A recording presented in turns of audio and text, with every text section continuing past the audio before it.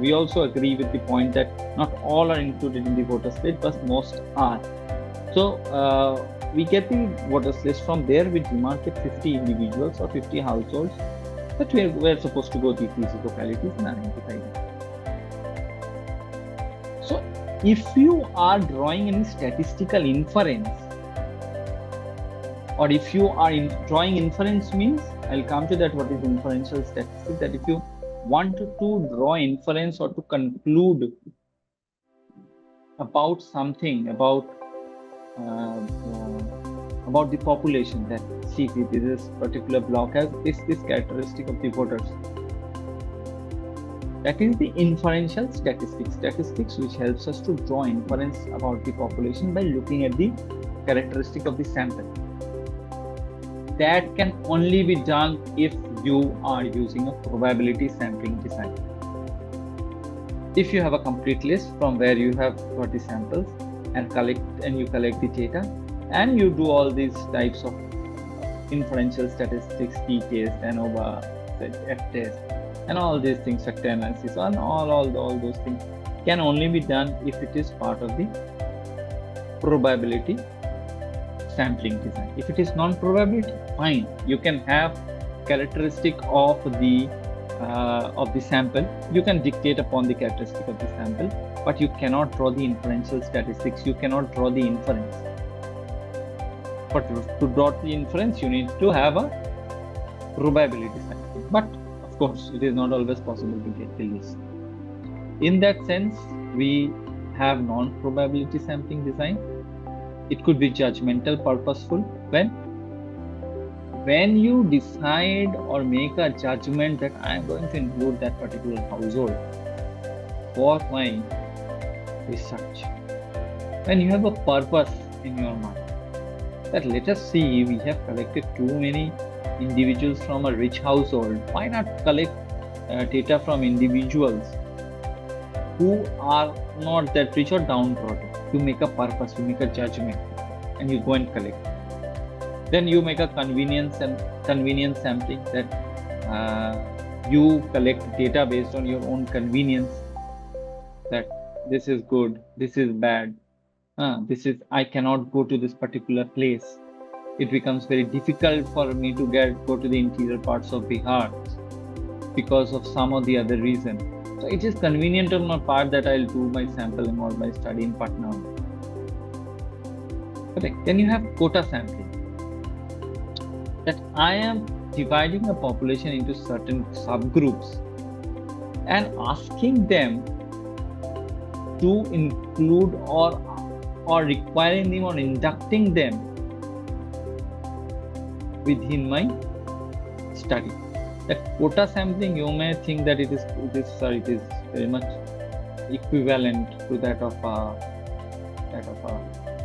cluster sampling. I would say no. Cluster sampling is fundamentally a probability sampling design. But if that happens when you do not have the population list, it becomes a non-probability sampling. And for that instance, you have to have a quota sampling design. And lastly is the volunteer sample. When we go to the field, we come across people who are very, I would say, very eager to be included within the study. You ask a particular household question, and the person who roams around in the locality comes and starts responding. Right. So volunteer sample is not part of your frame, it's not part of the target population, but it counts. On the other hand, you may ask a panchayat to enroll set of households who are ready to respond to a particular problem, or say a particular event or particular thing. Now coming to probability sampling. In probability sampling, the fundamental sampling is its random sample. Random sample is a very, I won't say a very difficult job, but it is a very scientific job. We have done mistakes in our masters, or even after master, realizing that a random sample means that you have a sample, you go to any household in a particular village and ask questions. That is not to be done. Means if I'm allowed to show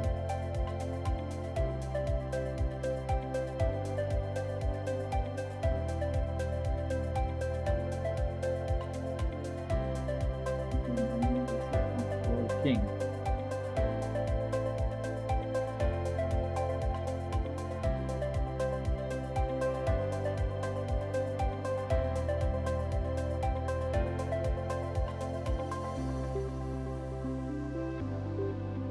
I'll show here, or I'll dictate that how random sample works.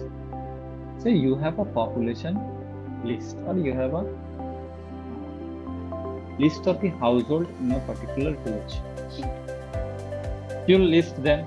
Number 1 household is some Mishra. Number 2 household, the head of the household is some Gupta.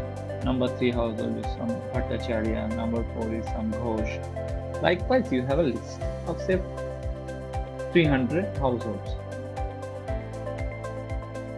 Now you use a random number generator. Random number generator, you can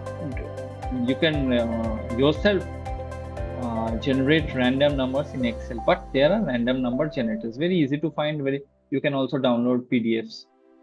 It has been generated randomly, the numbers.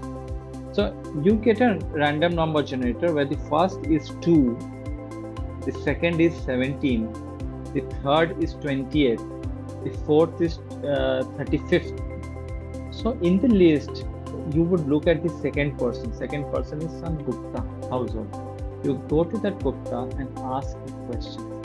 The 17th, you need to locate in your list the 17th household, and you need to go to that household and ask questions and collect your quantitative or questionnaire data. This is one way of doing a random number or random sampling.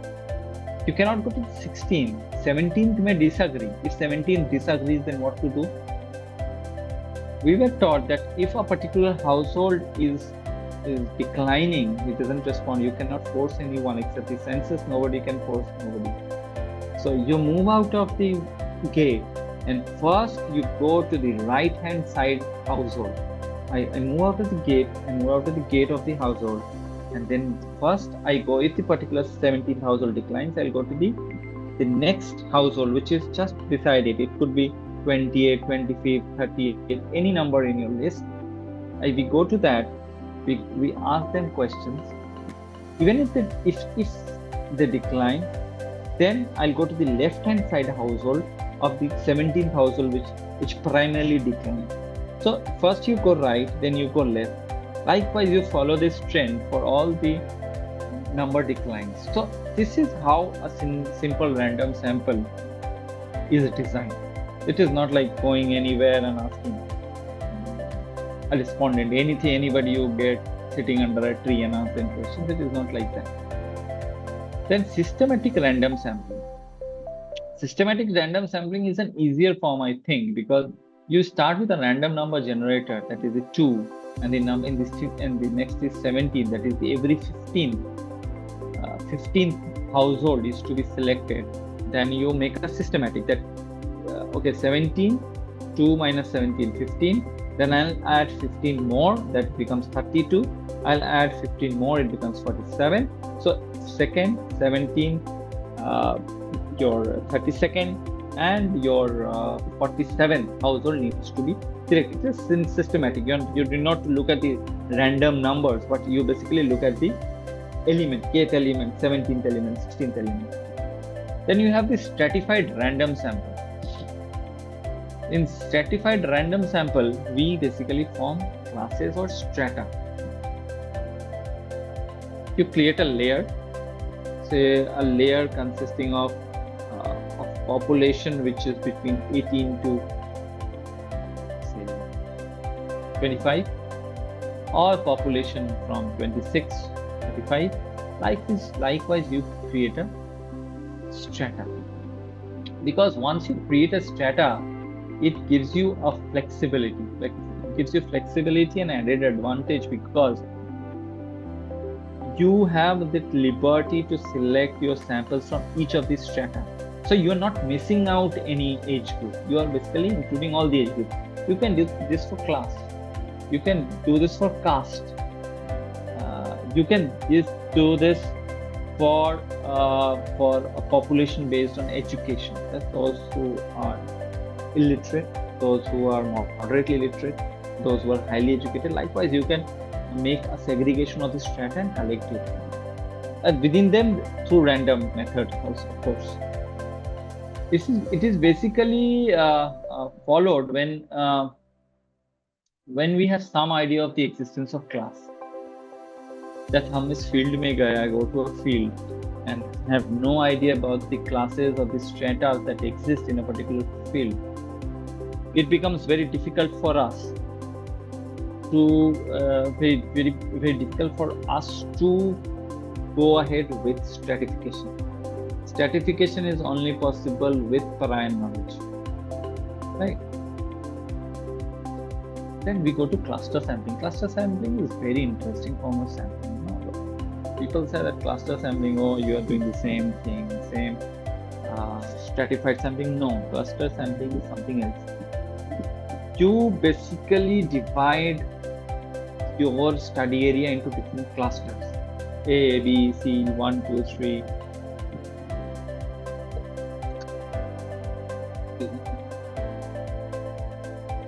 Say in a cluster A. In cluster A, you will have population from all these strata. You're not basically dividing the population into strata, but you are dividing the population into clusters. It could be based on their residence. You can use a topo sheet, you can use the map, you can go on your foot and identify these are the settlements which are coherent, which are not coherent, which are very coherent and contiguous. That we can identify them as one cluster. You go to the village and identify one another cluster. Likewise, you identify 5, 6, 7, 10, 12, 15 clusters. Each cluster must include elements from all the classes.